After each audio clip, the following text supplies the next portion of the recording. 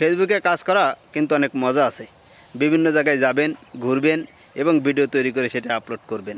যদি আপনার মনে শান্তি থাকে, যদি আপনার অন্য একটি ইনকাম সোর্স থাকে, যদি টাকা থাকে, আর যদি মনে হয় যে ফেসবুকে আমি ভিডিও তৈরি করব এবং ফেসবুক থেকে সফলতা অর্জন করে সেই টাকা দিয়েই আমাকে চলতে হবে, তাহলে কোডিং হয়ে যাবে।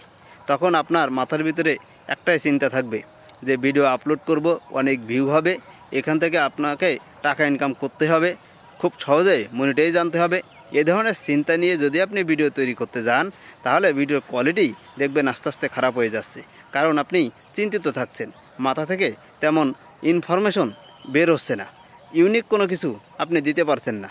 এ ধরনের চিন্তা না করে আপনি যে কাজ করছেন সেটি করে যান। তার পাশাপাশি আপনি ইউটিউব, ফেসবুকে কাজ করুন। দেখবেন আস্তে আস্তে আপনার পেজটি যখন গ্রো হয়ে যাবে, তখন আপনি এটি পেশা হিসেবে নিতে পারেন।